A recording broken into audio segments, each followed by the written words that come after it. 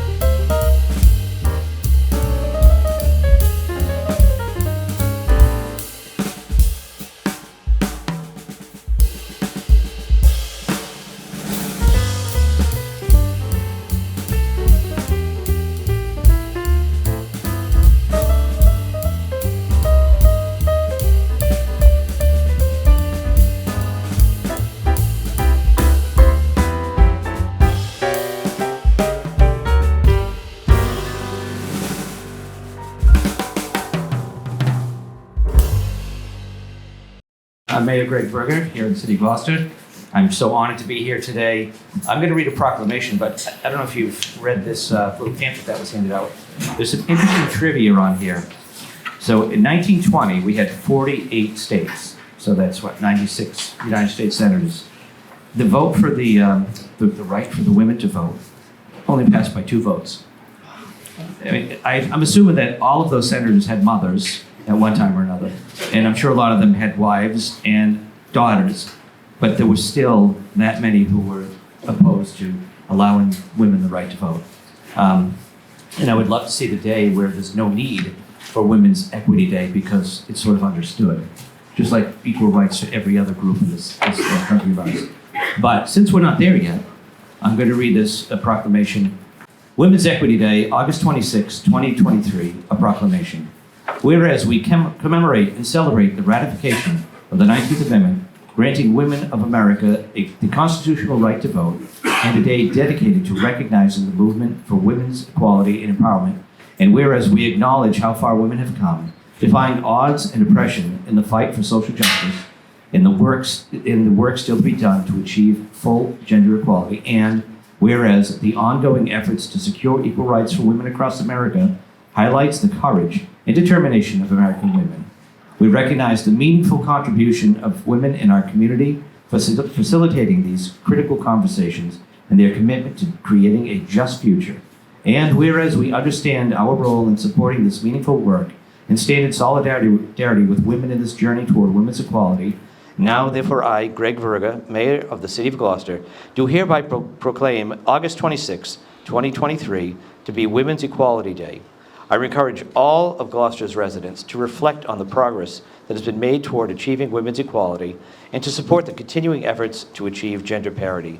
Given under my hand and the seal of the City of Gloucester, this 26th day of August, 2023. So I'm going to hand this to you. Thank you. And oh, there you are. Val's stealth-like. She got over here from there. Good to see you, Val. I'm going to hand the mic over to Council President Val Gilman. Thank you, Greg. So I'm absolutely honored to be here to be able to introduce our moderator. I also am here also to represent the City Council on this beautiful day, August 26, 2023, where we're here to commemorate Women's Equality Day, which is a national day celebrating the importance of the women's suffrage movement and our work to secure and expand equal rights.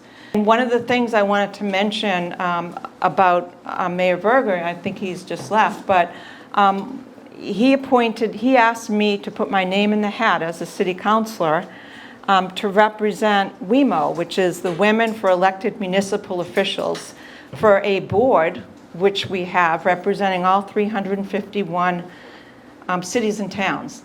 And it's a wonderful group of support people. And I am so amazed and I'm so proud to have been selected to be on that representing Massachusetts with the MMA. So after a year of commuting to Cape Ann as an editor of Para Research, Amy and her husband, Ed Kaznoha in the back, they moved to Lanesville in 1978, where they raised their 2 sons, GHS graduates, and became avid home gardeners. And I've been to your house several times, and it is just lovely. You may know Amy as an affiliate of a functional nutrition company, an astrotherapist, a past life therapist, a Tai Chi instructor, Good Heavens cable and radio host, New Age Sages author and publisher, Head Start advisor, substitute teacher, Endicott College instructor. And then she has also lifted our community by organizing events like this, publishing Healing Arts on Cape Ann, a director of practitioners, helping smokers quit as a fresh start facilitator for the American Cancer Society, producing 2 dinner theater comedies, raising $40,000 for cancer research. And I have this is for Anne Margaret. It's always moving forward. This is Anne Margaret's bracelet from Team Anne Margaret Franti, because she's a cancer fighter and she's such a great leader. Serving on the Virginia Lee Burton Writing Cottage Committee out there. I just love that cottage. It was awesome. Friends of Seacoast Committee. designating Gloucester as the first city on the Trail of Thai Royalty in Massachusetts, which I got involved with you on that. That was awesome. And she even sat on the ethics board of Addison Gilbert for 5 years.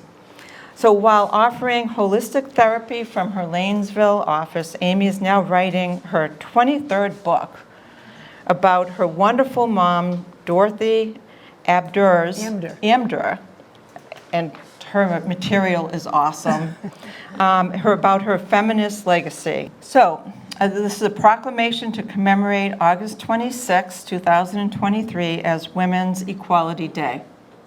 Whereas women in the United States have continuously worked to gain full rights and privileges, public or private, legal or institutional, as citizens of the United States, and whereas women in every state work to secure women's right to vote, and whereas Congress has designated August 26th, the date the 19th Amendment was certified as Women's Equality Day, and whereas recognizing Women's Equality Day as a day of celebration throughout the country emphasizes the importance of women's work for democracy.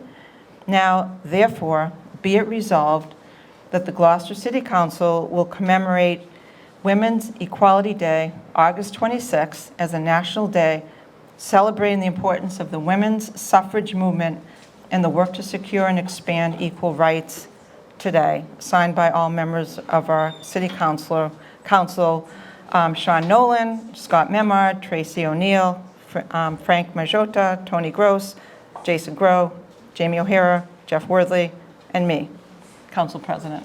Thank you. That was an amazing introduction, and I just want to say a few words. If you haven't had a chance yet to look at the information, you can certainly read more about my mother, without whom I wouldn't be here, nor would this day have occurred, because it really came into my consciousness that there was such a thing as Women's Equality Day, only while I was looking and studying and compiling her archival feminist information from the 1970s. And that sculpture is one that she designed, and she commissioned Sibette Silverman from New York to create in 1973. That's why it's called Now is the Time. It was dedicated to the work of the National Organization for Women at a time when Roe v. Wade had been signed into, well, had become the law of the land, and a lot of her work had come to fruition as well. She helped to create the case that went to Congress that helped women who are working mothers be able to deduct child care expenses and other domestic relevant expenses. Can you imagine if we didn't have that? Well, women didn't have that. So that was a big part of her efforts on behalf of women. So before we begin with the panel, I'm going to light a symbolic candle. And this to me represents the past, the present, and the future.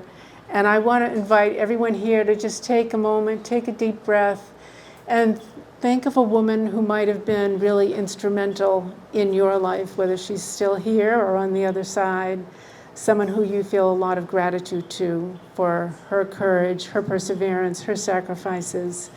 And so we'll have this candle here to represent all of our foremothers and sisters who came before us and gave us these rights that we hold so preciously. And also, when you look around, you'll see a few touches that are gold, purple, and white, and that's very intentional because I found out those are the colors of women's suffragettes. And that represents purpose and constancy in purpose and purity of cause and the guidance of light and life. So I want to read this one brief quote. It's up on the bulletin too, because I only recently found it among my mother's papers, and her name was Dorothy Amdur. So here's a question to ask yourselves, or you can feel free to ask this of anybody else who's wondering, how do they know if they're a feminist? Well, this was my mom's definition. And by the way, this was shared with Congress back in the 70s.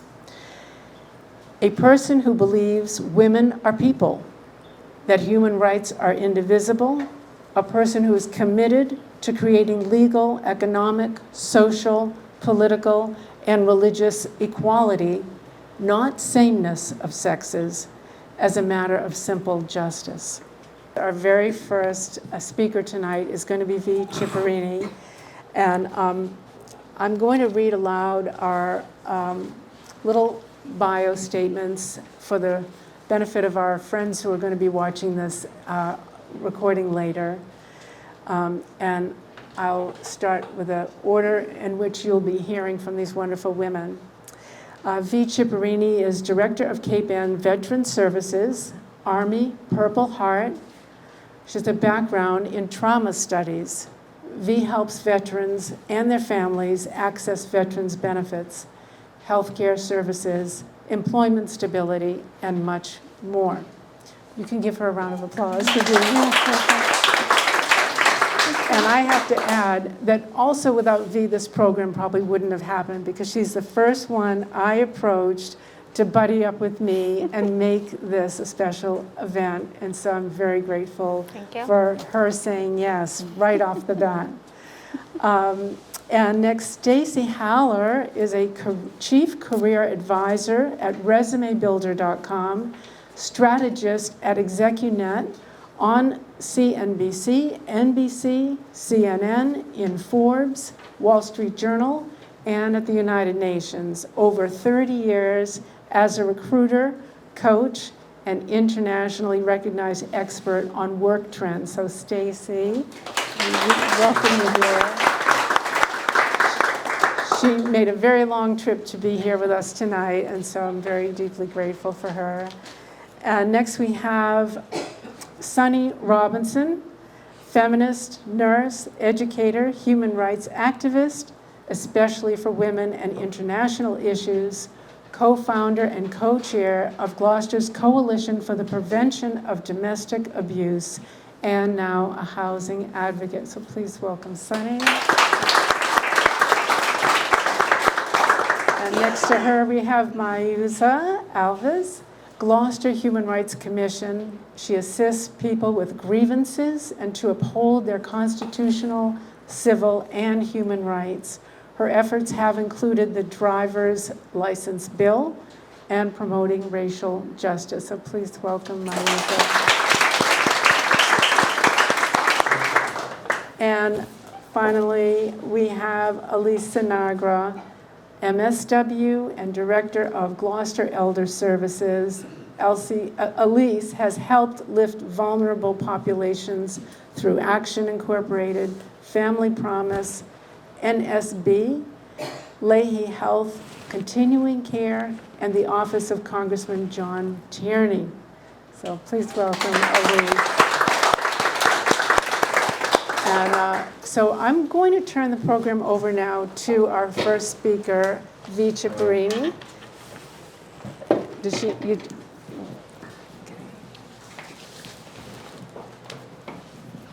Thank you all. Thanks for being here on this very important day for all us women.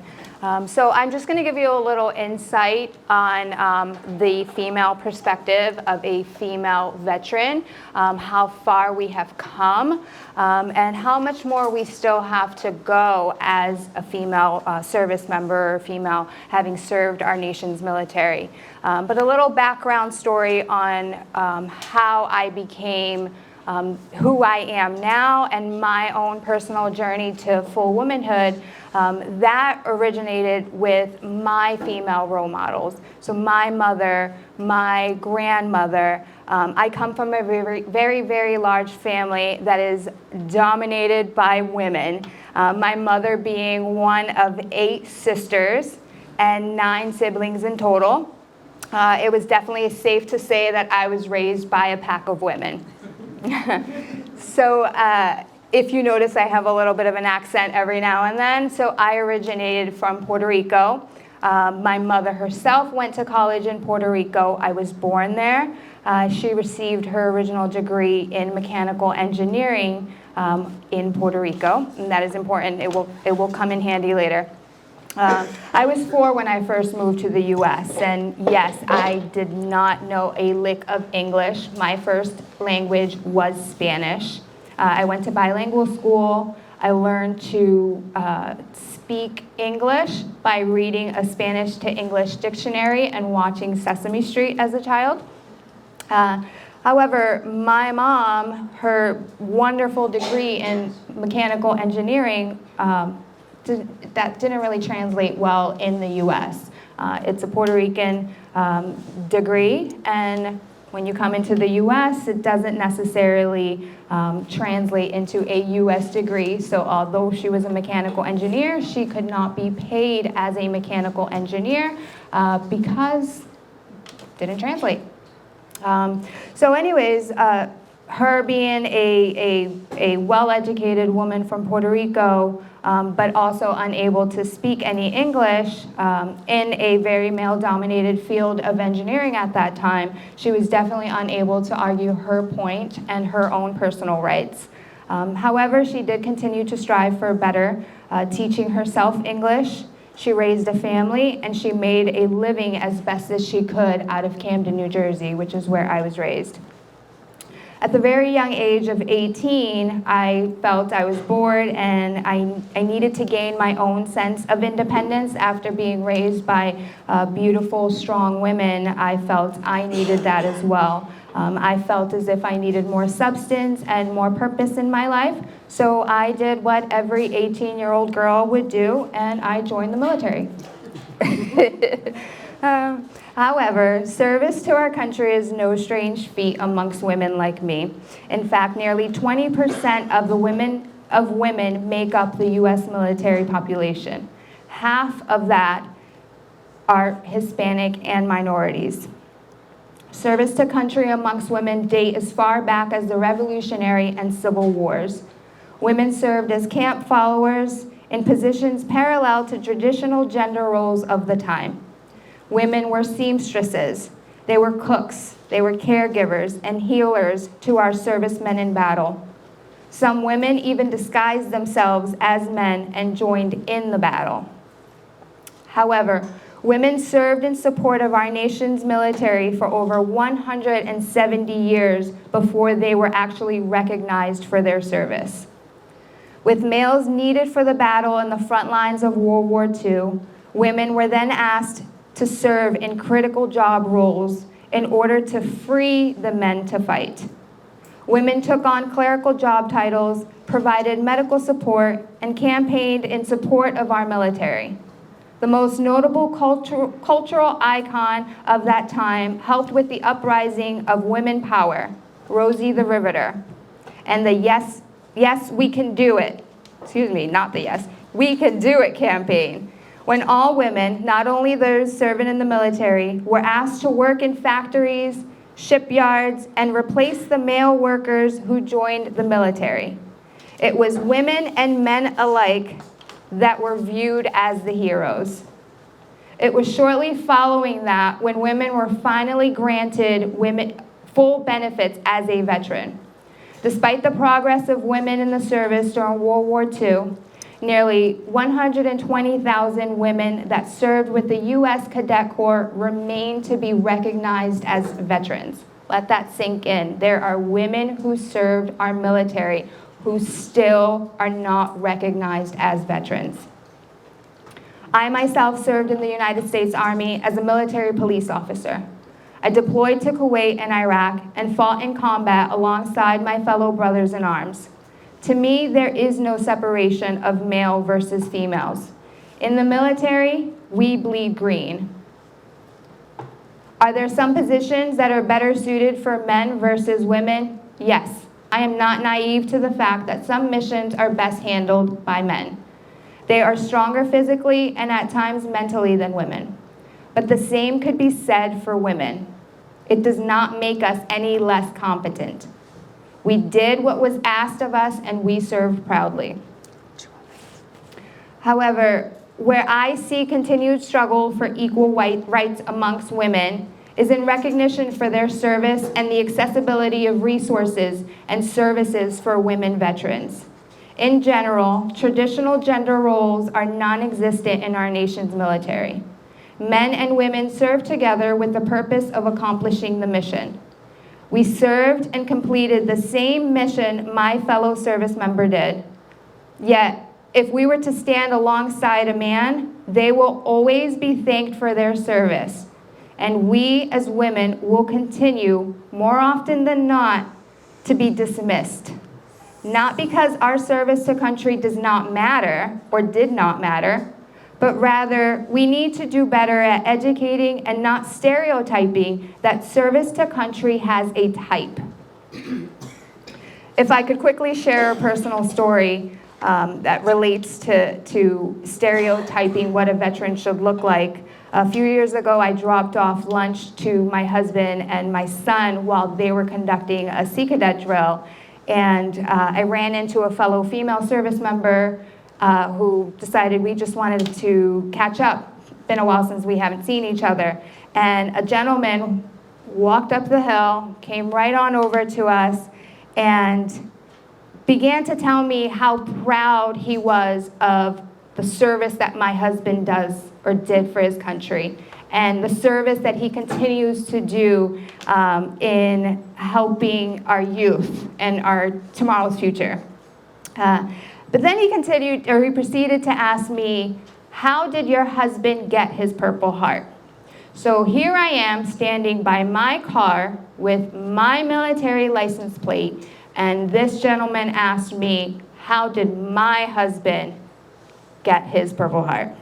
So not only did he dismiss my personal accomplishments and that of my fellow female veteran that was there, but he also dismissed the hundreds and thousands of other women who also served by just assuming that was his. What continues to inspire me and to give me hope that we are making progress, slowly, but we are. As a nation, we have to look to work.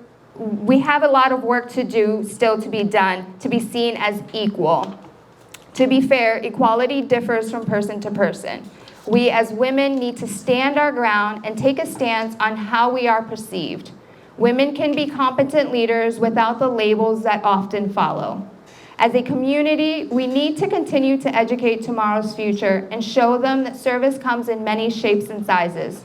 I remember going into the schools for Veterans Day a few years before COVID, and a student, a young little kid, questioned me, "You are a veteran?" And I said, "Yep." He's like, "But you're a girl." Yes, I am, and I can still be a veteran. Our nation's military knows no race nor gender. It does not discriminate against religion. We are said to be the greatest military in the world, and united we are a force, resilient in overcoming any diversity we face. As the Director of Veteran Services for Cape Ann, I will continue to serve our men and women that raise their right hand in oath to serve our country and continue to advocate for their needs. As a female veteran, as well as a spouse of a veteran, I hope to bring more awareness to underutilized services and resources and help bridge the gap between female veterans and accessing valuable resources. Thank you.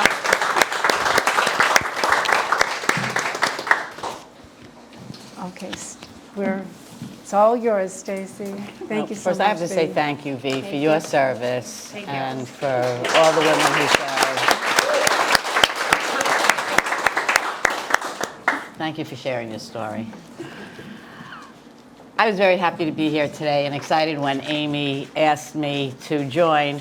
Kind of sent me down memory lane like it probably did for many of you also. We're thinking of our stories. And I immediately thought about my very first interview for my first job in 1976.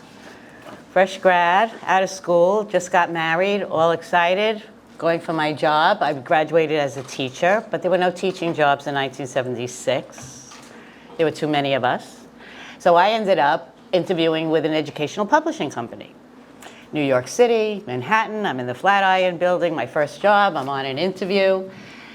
And I'm sit down in front of the gentleman, and I'm in my suit, and he's asking me questions, and then he says to me, "Are you planning on having children soon?" So at that moment, I knew what I needed to answer. I knew what my real answer was, and my real answer was, "Yeah, I am, but I'm not telling you that." So I proceeded to say, "No, I'm here for my career." And I got hired, and I was very skeptical about what this new working life was going to be like. And after a few years there, I came to see what the real world was like when I found out that the editor-in-chief, every time his wife decided to have another baby, he went in and got a raise. And I wasn't getting any raises like he was getting because his wife was having a child. So I quickly started to learn through the 70s that I really did not want any man telling me how much money I could make, or being put in a position where I didn't have a wife who was going to have babies so I could make more money. So I made my way through there, saw the lay of the land, and decided, well, I don't want somebody to tell me what I could do. So I ended up going into sales thinking then it's my own efforts and I can make as much money as I want and I'll get paid on a commission. So I ended up going to a company that hired me because I was a woman and all the clients were men. And not only that, but in 1980, we had to wear a little bow tie. Remember that? We were wearing suits with bow ties, so we even had to look like a man in order to do it on our own. So that was the 1970s when I started in my career. It was the first time that more than half of the women now were out working. In the 70s, because of the high divorce rates and the high housing costs, were pushing women out into the workforce. But we were only getting paid 62 cents for every dollar a male was getting paid in the 70s. And I learned that they were getting raises when we weren't getting raises for many different reasons. So we started to see in 1971, and I bring this up in also deference to your mom, the Comprehensive Child Care Act came when women started to have to go to work and they needed child care, and Congress passed them both, and then guess who squashed it and vetoed it? Our first wonderful president, Nixon, decided that that was radical and socialist. So we did not get that act passed at the time. But we did make some progress through the 70s with the EEOC and sexual harassment in the workplace and the Pregnancy Discrimination Act 2 years after I was asked if I was getting pregnant. So I guess it was legal when I was asked and not afterwards. So I wanted to take a look of how far we came and where we are today, and have we made a lot of progress? We made a lot of progress. Are we near where we need to be? No. I think every woman in this room knows that. But I took a look at McKinsey last year, put out a Women in the Workplace 2022 report that had really interesting information that we could take a look at where we are. So we're experiencing what they're calling the great breakup because women are deciding, you know, we want more. This isn't working for me. We got to figure out a better way to do this. And we're going to break out of the way we're doing. But what's stopping us is leadership. We're not getting into leadership the way we should. And we have a lot of barriers to leadership, right? Without women leading companies or being bosses or mentors or raising women, we're really behind the 8 ball. So women leaders today are switching more because they are not happy in a company that does not have an inclusive culture. And we're finding that women are leaving leadership roles because we want flexibility, we want employee well-being, we want inclusion, we want diversity. And we're not going to put up being in a company that isn't giving us that or where we could flourish. So here's the facts today. 1 in 4 C-suite executives are women, 1 in 4, and 1 in 20 for women of color. So what is that doing for us? Not a lot in helping us, right? And one of the biggest obstacles that they're calling is the broken ring. It's the first step. We need somebody to promote women into management, into that first management role. And there's a barrier there that we're not even getting up into the first rung. And we've got to hit that first. So today, for every man promoted from an entry-level job, only 80% of women are getting promoted, and 82% women of color. Women leaders are leaving their promoted positions. Every 2 women leaders are leaving for every one that's promoted. This is not good for us, right? Why? Because they're overworked, unrecognized. Male headwinds are causing issues for senior leaders, and we don't like the work culture that we're in. So, over a 40-year career, men earn $900K more than women. And that does not include benefits or promotions or investments, right, that you get along with your salary. I see a lot of blank faces. $900K is a lot of money, right? Then women also have a penalty returning to work. You want to return to work, it's going to be hard to get the same salary you had before. You got to kind of start again. So we have a wage penalty. Now we have made gains. There are certain industries, I know you've heard about STEM, right? Engineering, science, technology, education, real estate, healthcare. Those are good industries and verticals that we could make some advancements, but not in insurance or finance or in the consulting world.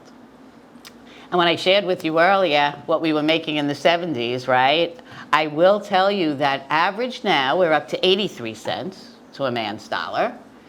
But for us in Boston, I'm happy to say we're a little higher. That we got a little on the higher end. The Boston-Cambridge community is 92 cents.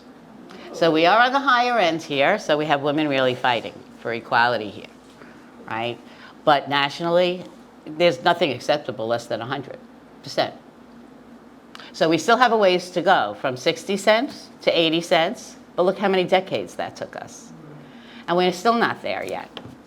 The Federal Reserve came out with a report last week that I was reading that said women accept $25K less than men.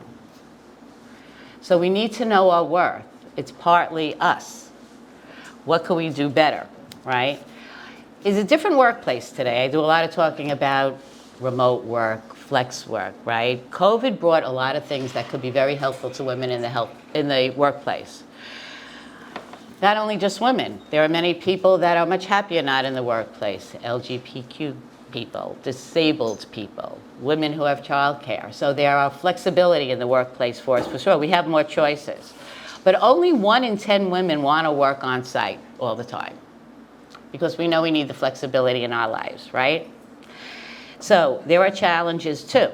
If we choose to work remotely, the challenges to women are maybe we're not as connected, or maybe we won't get the right promotions, or we're not in the culture. Now, not every woman wants to climb a ladder, right? We could go out and you can make a lot of money remotely, but if you want to climb a ladder and that's your path, there are some challenges to remote too. So we are in a much better place. We need to work on an inclusive culture. We need to know our worth. And on that topic, I just want to inform you all, we can all know our worth in today's market. If you're looking for work or a job, there's plenty of resources to know what you should be paid. There's new salary transparency laws. There's a million guides on the internet. Do not look or take a job unless you know what you should be paid. Get your information. Find out what companies are inclusive. It's all over the internet. Go to Glassdoor, see what people are saying, see where there are women leaders. Network, mentor. If you're in a position to help a woman grow in their career, help them. If we don't help each other, we're never going to get to 100%. So we made a lot of gains. There's a lot of flexibility in today's workplace for women where we can make some gains, but we're not there yet. So they make more money than us, but they're not smarter than us. So we got to keep fighting the fight, folks. And we're getting there. So thank you, Amy. And thank you to your mom. I want to pick up behind Stacy and continue to talk about and to identify some more of the gaps that we face as we go forward. Because certainly I agree that there's a great deal that we have accomplished for ourselves and in some places been assisted by our male allies. But in fact, there are still very large gaps that we, even in this country, face when we think about women's equality. We especially have to note that the U.S. is one of 7 countries in the world, including Iran, Sudan, Somalia, that in fact have not yet endorsed the United Nations Convention on the Elimination of All Forms of Discrimination Against Women. That was created in 1979, and the U.S. still has in fact not ratified that UN convention. At the same time, I should note that the UN Treaty on the Protection of the Rights of Children is also one that the United States has in fact not ratified. So equality is not equality if it remains uneven as it is for all women, and in fact, equality is not equality for men when women exist in the situation in which we do. Current efforts toward equality get shortchanged by a series of social indicators: race, ethnicity, immigration status, sexual preference, gender, class, employment, and Stacy just mentioned also, Barry, particularly the problem of disability. I'm sure there are even more factors. Those are the ones that I think of most readily. Plus, we in the United States have not succeeded in ratifying an Equal Rights Amendment. So at the federal level, excuse me, at the federal level, there is no universal prohibition against discrimination against women based on sex.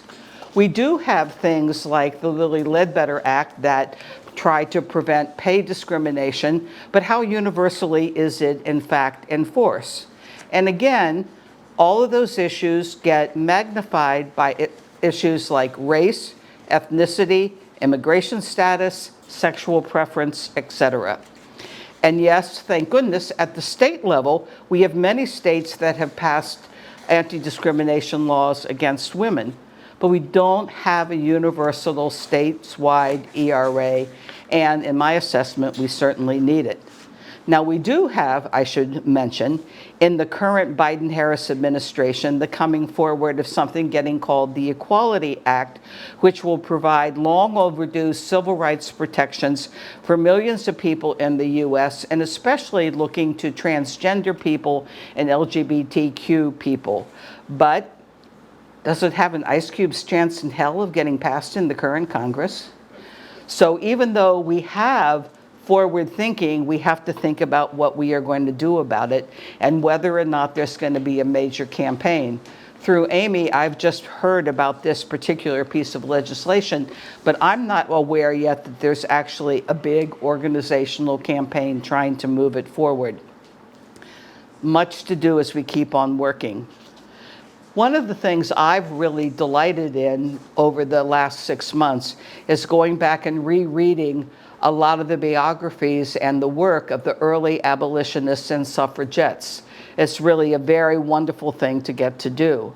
And I'm deeply reminded that these two issues, seeking the end to slavery and seeking equal rights for women, particularly the rights to vote and the right to speak in public, own your own property, have access to your children, these issues were deeply integrated in terms of a common struggle back in the 19th century. In fact, the right to be able to exercise your own voice rose from women within the midst of the abolitionist movement. Women and their male allies found that the ardent, eloquent women abolitionists, black and white, were unable to speak publicly against slavery. So we're working from really big struggles. These women and some male allies understood how deeply intertwined these two issues were: the freedom from slavery and the freedom to exercise your own voice. But even in noting these issues, we hear most often the names of white abolitionist women, but not as much about the work of black women abolitionists, people like Charlotte Forten, Grace Douglas, Sarah Douglas, Sojourner Truth, Mary Church Terrell, and I'm sure there are many others. Those are just some that I happen to be aware of, thank goodness. Yet those women understood intersectionality quite clearly and acted to advance both issues together.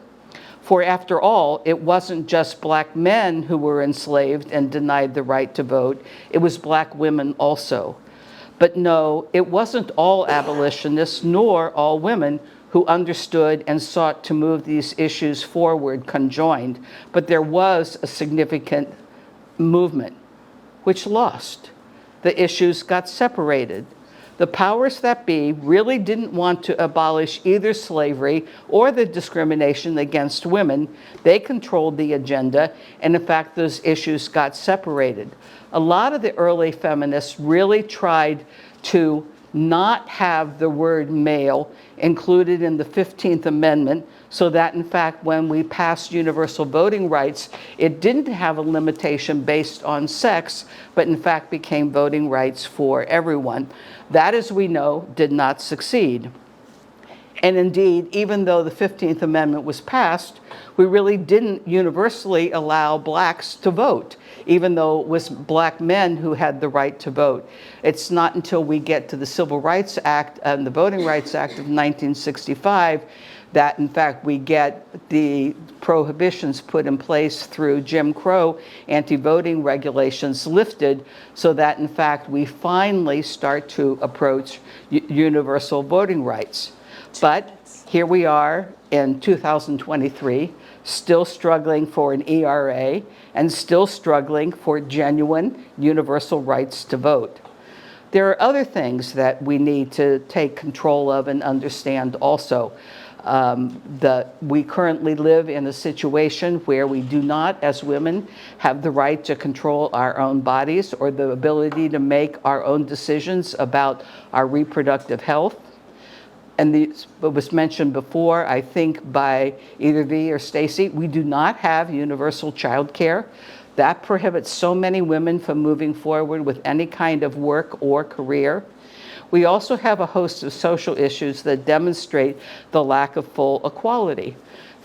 Think about the intersection between pay and Social Security, which I'm sure Elise is going to talk about more. Women's work is underpaid. We're underpaid all of our lives. So when we get Social Security, our Social Security isn't adequate to make it through all the rest of our lives, even though we as women outlive men on less Social Security. Big problems that we have to face. There are many others: housing, healthcare, legal issues, domestic violence, sexual assault. All of these disparities between women and men are ones we need to address.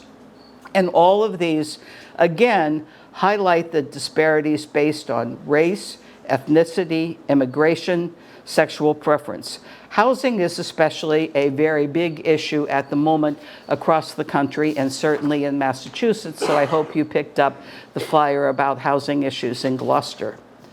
Two final thoughts. But despite everything I said, there is much to celebrate, and we need to take the time to celebrate, because it's in celebrating together that we keep going with what there is that we need to work on. In my reading, one of the people who I've really enjoyed reading is, Carrie Chapman Catt. She was the president of the National American Women's Suffrage Association following Susan B. Anthony's many years in that role, and then preceding Alice Paul, who followed after her. One of the things Carrie Chapman Catt said that she thought was at the heart of our problems as women is that men just don't see what we do. Made me laugh. It's what I say all the time. I thought especially about the elections of November 2022, when there were many issues related to reproductive health rights in many surprising states across the country. And they, in a very surprising way, out of what gets called red states, many of them succeeded and passed to protect reproductive rights. And what did the pundits say? They said, the big red wave didn't happen. The big red wave didn't happen. That's not what happened. We out-organized them. And it is such a classic example, I believe, of, in fact, what we do for ourselves and the world, in fact, not getting seen, and a piece of why we need to keep working on them. The other thing I want to wind up quoting my friend Carrie Chapman Catt is, she really thought that, in fact, the ultimate goal of women's suffrage was to have women really lead the world in a very humanitarian way and, in fact, oppose all war and find and resolve conflicts in other ways than by war. And while I completely agree with what Vi was saying about what we need to do to create equality within the military, we need to try to move the world by us women forward so that we don't see war as a way of resolving conflicts. I came to Gloucester in 1996. As a single mother, 28 years old. I had a 6-year-old boy. In 2005, I actually, in 1998, I remarried. In 2005, I got divorced again. And then now I had 2 boys, 7 and 15 years old. So now as a single mother, was much harder than before. With just a little bit English, not enough for me to take care of my kids and on my own. Life was much harder than before as a single mother. I was happy, lucky to land in Gloucester, and it's a wonderful community. A lot of support for the community. I didn't have a family, close family members. I had the biggest support was a child care, was a pathways for children. I wouldn't be the mother that I am. I wouldn't be able to raise my kids the way I did without the child care as a pathways that I have from pathways. I was a house cleaner, and I asked for more work, for my clients to help me with more work, and I was able to work from 8 to 5 and be home nights and weekends with my boys. And I'm really proud of my boys, and I think I did a good job. Whoever know them, I think they agree with me. The biggest, the hardest part was, for me, was the language barrier, which I did overcome. And when I finally was feeling comfortable speaking English, it was time to give it back. So I started to help my friends with all different kind of interpreting for them all different kind of things. And one of the part of that I did was to the legal service, to the courts and things like that. I help out different things, but one of the things was the legal support. That's when I realized how lucky I was that I didn't have to pay for legal fee. I was able to go to all those divorce and child support agreements with my husband without having to go to the pay for attorney. I'm going to share a little story, try to be brief. One of the stories that stick with me was the mother with the 5 and 7 years old boy. There was have $22 for each boy for child support a week. It was $176 a month, and for 2 years, and for when she finally had money to pay for attorney to fight for fair child support, she had to put $3,000 up front to pay for. There was 17 months worth of child support she had to pay up front, and that was the beginning. That was not the end of it, and that's wrong. On top of everything else that the mother have to do financially to support the child, to live, for healthy physically, emotionally, and mentally, that we have to do as a single mother, and then we have to pay for this, for legal fee. We have a legal fee for a single mother. It's like you have to choose in between food and roof on your head and legal fee. So this is one of the things that I have been trying. I have been talking to people and see what can we do about it, and it's kind of hard. We don't have a pro bono support around here.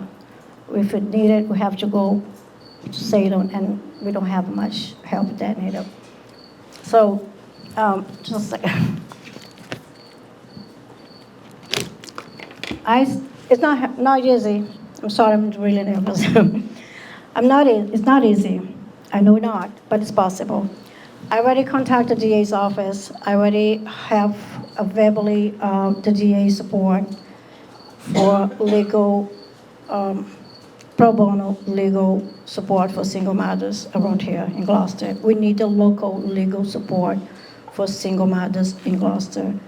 And I already contacted Carol Sharoff. Most of you know Carol. And she will help us to put together a plan. She will contact a nonprofit organization and put together a plan to work on that with me and the DA's office. And we need the community support to contact us. I know we have many retired attorneys in the community. I know many, and I know you know it too. And we, as a community, I want to ask you to help us to put together a plan to help the single mothers in the community. And that is what we need to do. That's what I want to ask it. I have many stories, but that's what I want to say today. Good evening, everyone, and thank you for being here. Thank you, Amy, for pulling this together, and to the other panelists for bringing their insight and wisdom to this discussion. And thank you as well to Jennifer Lee Levitz, who is the Council on Aging videographer, who's capturing tonight's event to broadcast on Cape Ann's Virtual Senior Center, which is cable channel 67, for folks to enjoy in their homes. And thank you to Council President Gilman for being here, and earlier for Mayor Verga for being here and reading those proclamations. Thank you also to Council President Gilman for also being a strong woman leader in the community. As we were discussing the content for tonight's panel discussion, when we had kind of a pre-meeting, it was suggested that one of the things that we might discuss, and I think you heard this in some of the other remarks, is how we overcame a gender bias to reach a life goal. For me, as someone who grew up in a very low-income family, and I mean very low income, I lived in a house on Centennial Avenue that's a parking lot now. When our name finally came up on the Section 8 waiting list and my mother got that subsidy, they came and they inspected that house and they found it, deemed it unfit for human habitation. They moved us out the very next day and they had that house torn down within about a week. It's a parking lot now on Centennial. So I was from a very low income family. My primary life goal for a very long time was simply to earn a self-sustaining wage so that I could be free of the government support programs that my family had relied upon throughout my childhood. I'd say right off the bat, my gender adversely affected me in the choices that were presented to me going back as early as high school. Had I been encouraged towards or even spoken to about traditionally male-dominated fields, I may have experienced a more rapid trajectory out of poverty and into a living wage. I watched many male classmates who I knew also came from very low-income families. They were directed towards vocational programs in the building trades, while I, in spite of stellar grades in every subject, was encouraged to learn to type very fast. And I was enrolled in a post-secondary vocational program that taught me additional administrative skills to round out my fast typing, including tact and customer service skills necessary to be a good secretary. So that's what we were called back then, secretaries. By the time I reached 25, it had become clear to me that I was not going to become financially self-sufficient as a secretary and that I needed a college degree. I earned my undergraduate degree in economics at the age of 29, by which time I saw my male classmates, you know, it's Gloucester, I'm a townie, so I mean, I know these people. I saw these male classmates, they were already post-licensure, they had their plumber's license, their electrician's license. Some of them were business owners by then. By the time and they were leaders, they were doing quite well financially, while I, at the age of 29, was fresh out of college. I ended up in the financial services marketing field in agency environments, marketing agency environments, from about 1995 to 2006. And I believe that you'd all be absolutely shocked. Any Mad Men fans here? You'd be shocked to see how much of that old Mad Men culture still permeated those marketing agency environments. The salesmen who made the big bucks were all men, every single one of them. In the agency of my longest tenure, which was a place I was at for 7 years, they had their own very posh floor, and there was not one single woman on that sales floor in a sales role. There was only their secretaries. So, you know, I ended up kind of buckling to the burnout that a lot of the women on the other floors in this marketing agency and support roles, I kind of buckled to that, realized I needed a career change, and wanted to go into social work. I wanted something that meant a little more, had some meaning beyond a paycheck. And also I thought maybe if I went into social work, I might have some more leadership opportunities. So looked into that and quickly realized that I needed a master's degree to be economically self-sufficient in that field. And I do want to note that I don't think it's a coincidence that in the woman-dominated field of social work that I switched to, an advanced degree was required to get me even to the point of being close to being economically self-sufficient. So I do think it's fair to say that gender roles and biases impacted my ability to reach a goal as basic as affording my own apartment without needing to be in a relationship or have a roommate. I find it very encouraging that today young women are being encouraged to explore more diverse career paths, and that's starting to even out some of those kind of male gender dominance in certain fields. But I believe that much work still needs to be done. I think the data bears that out to encourage women into those fields even further, and also to address the disparity between wages in those male-dominated fields versus wages in the more female-dominated, women-dominated fields. I also see and have personally experienced a glaring area of need in the way women are perceived in leadership positions. Those perceptions about our effectiveness as leaders have ramifications to our pay and advancement opportunities, and those perceptions are very much affected by ongoing disparities between how behavior is judged, depending on whether that behavior is coming from a man versus a woman. I tend to be very direct.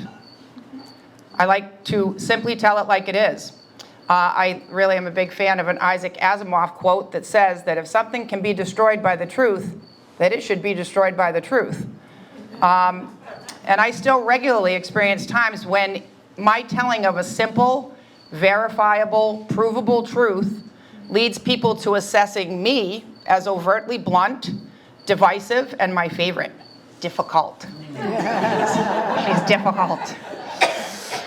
When I've been confronted for being difficult, and I point out, that I was simply telling a verifiable truth, the suggestion always seems to be the same, and that is that I could have somehow softened the delivery of that truth.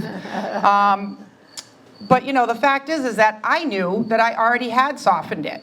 I knew that it was delivered with tact and diplomacy, but it lacked a sugar coating that I feel has been expected of me due to my gender.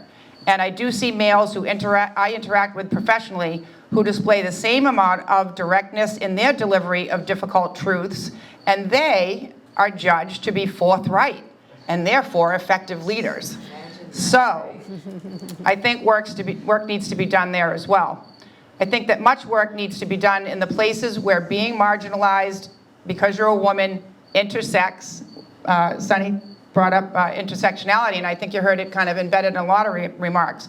But where being marginalized because you're a woman intersects with being marginalized because you are of low socioeconomic status, race, ethnicity, religion, sexual orientation, and age. So I am the city's director of elder services, and I certainly see that intersectionality in those things. The button over there, when I looked at the button display over there and I saw the one that says, "I'm not lying about my age anymore," that really, I felt like that just hit me. Like I physically felt that one, because I thought about, what are the roots? What does that stem from, that we had to lie about our age?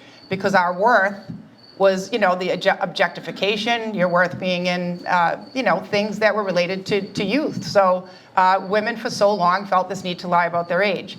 I love that button. So intersectionality, I think, is the word of the day. And I think when it comes to areas requiring the most focused attention, women who are caring for both children and aging adults, women who are in that caregiver sandwich, they're the meat in that sandwich. They certainly fall into that category of primary caretaker for both children and in their families of creation, and also for their families of origin by caring for parents or sometimes, in-laws. The statistics on that are startling and grim. That is a woman problem for the most part. I mean, definitely, there are some men, but that is mostly a woman problem. One thing I do take great inspiration in is exactly what we're doing right now, is this. We're talking about it. We're shining light on it. It can't be addressed without being acknowledged. And I also find it great inspiration in the number of male leaders in the community who understand all of these things and don't shrink away from it. The allies that we have in our ongoing fight to achieve full equality, right now, is something that's heartening. But it's clear that we still have a lot of work to do. And Sunny, thank you for bringing up when we were having one of our little pre-talks about tonight's discussion. I did talk about the fact that I see that in my work down at the Council on Aging, very much so, with the number of women, low-income women who we serve, who I believe are still, experiencing the after effects of that wage gap, because that continues then to be a Social Security gap. So it's still there. We still have our work cut out for us, but look at us all here, and hopefully we're ready to roll up our sleeves and keep the work up. Thank you so much.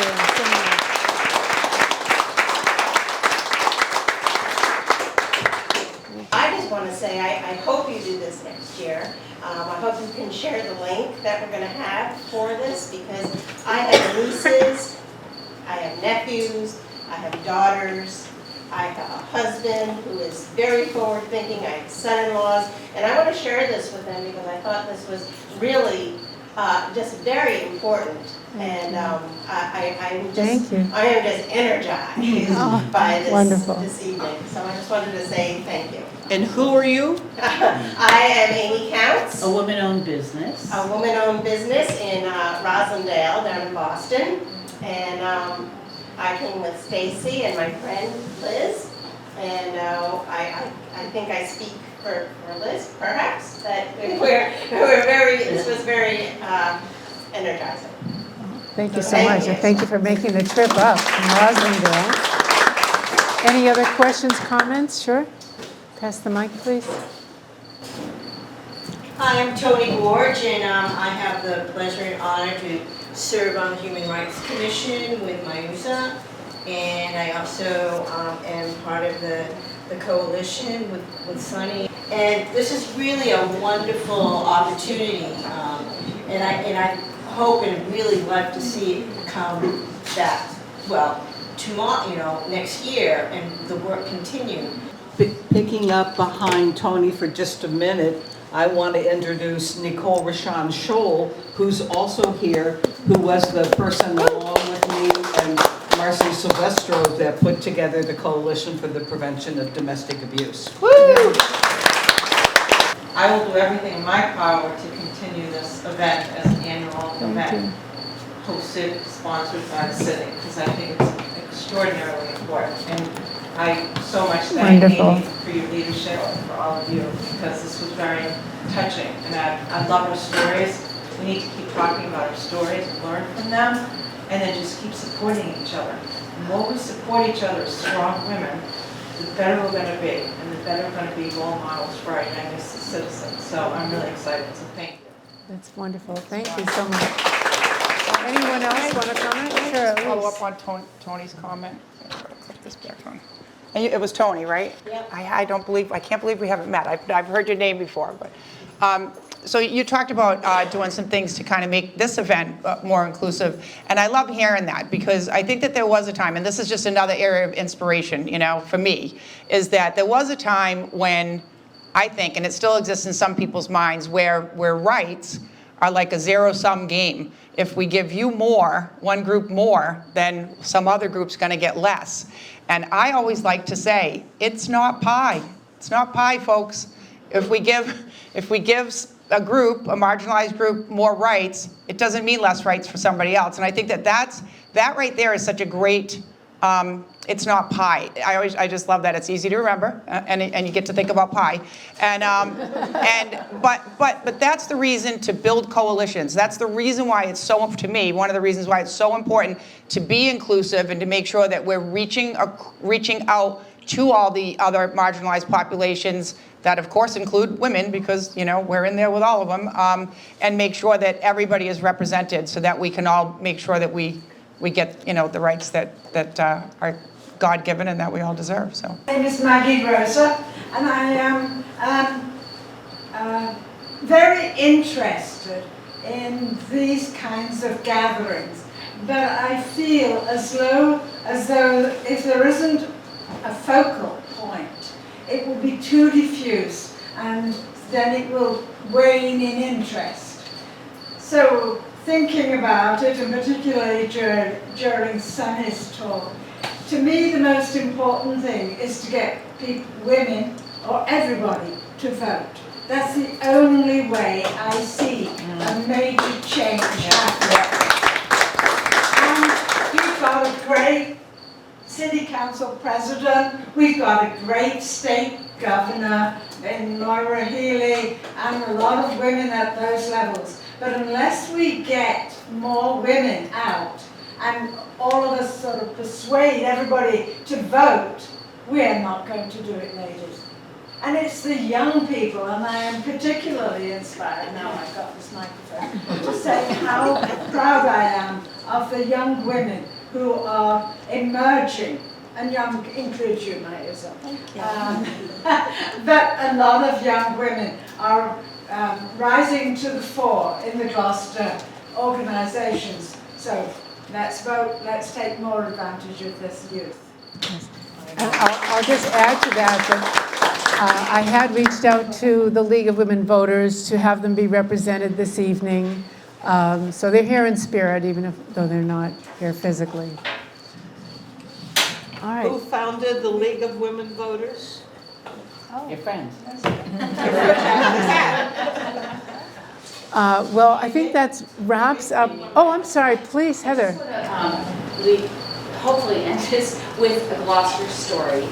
So I interviewed our police chief, Ed Conley, during the Black Lives Matter issues. And I was sort of pressing him about policing and these issues. And I was trying to sort of push a little bit. I know he'd been on the police force in Chelsea, and I was kind of, pushing in a way he wasn't comfortable with. And finally he pushed back and he said, listen, I was a police officer in Chelsea, and the thing that changed policing was when I worked with a woman. When my partner was a woman, everything changed. We just approached everything differently. Things did not become inflammatory. It was just a better tone. And I thought that was just such a great story about it's different. We really, when women are out there being leaders, being part of our workforce, it's better. Not always maybe, but it's a different tone. And I think that's, so I thank you all here today. Wonderful. Maybe this is just the beginning, and I want to thank everyone for coming this evening.